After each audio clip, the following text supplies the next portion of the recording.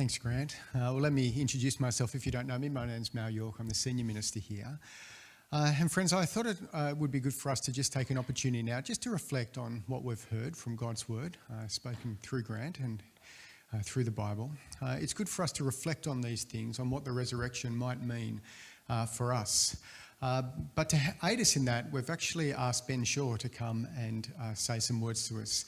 For those of you who may not know who Ben is married to Karen. He is a minister. He became a Christian in high school days and played in a band in the Silence.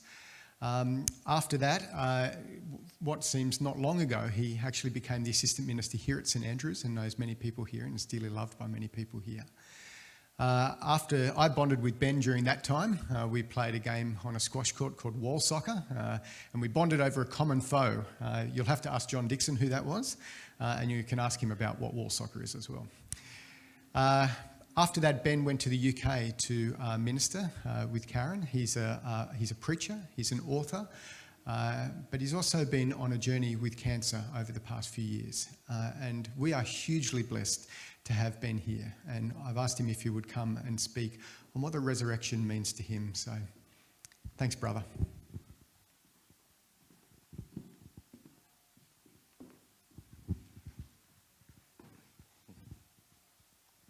Hi everyone, it's good to be back here at St Andrews and to see so many familiar faces. In 2019, middle of 2019, I was surprisingly diagnosed with cancer in my jaw. I had a toothache, or what I thought was a toothache, but it turned out to be much worse. And I had this cyst under the tooth in the jaw, and then they did a biopsy on the cyst, and then they found out it was cancerous.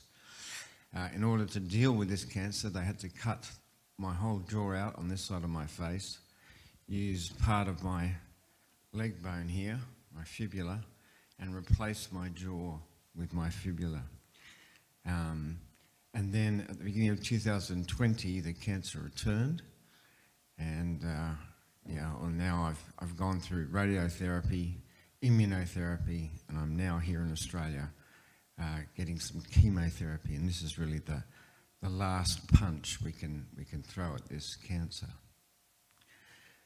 Now, it's an enormous privilege to be able to speak to you on what the resurrection means to me, because all of this has sharpened my theology. It's caused me to rethink yet again on what I believe and why I believe it. Because sadly, the doctor's diagnosis is that I don't have all that long to live. But I'm pleased to say that I'm more confident than ever that I will go to a better place, as was preached this morning so well, that I will have an imperishable body. And I totally believe that, not because of what said so much about the future in the Bible, but what happened in the past. Jesus' resurrection is a window, it's a movie preview in is what to come. In fact, I believe the whole of Jesus' ministry is that. It's a movie preview in what is to come. When we see people getting their eyes fixed, blind people getting sight, or we see deaf people being able to hear, or even dead people being risen again by Jesus and Jesus' own death, overcome with his own resurrection. That is a beautiful, wonderful movie preview in what is to come in the future. I'd just like to add one last sort of technical theological footnote to this, and this is something I've been thinking about the last year. I haven't come across any other author who has written about this. I'm sure there is an author I am yet to find. But one of the most powerful reasons I think Christianity is true is because the first Christians were Jews. Now, why is that so important?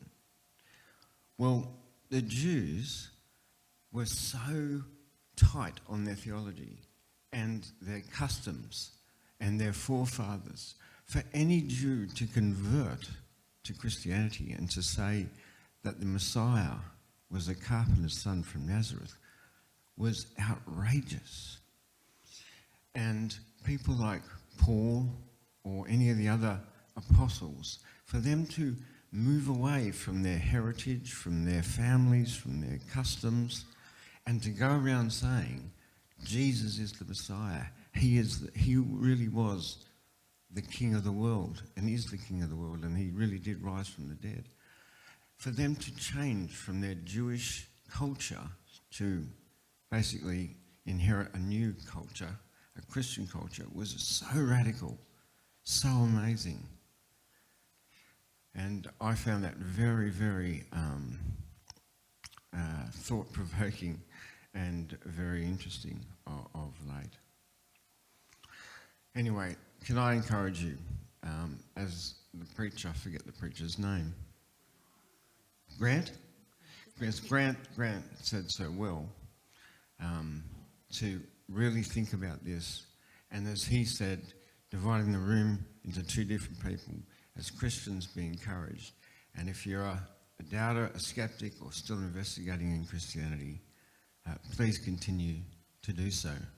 And buy my book. Yes.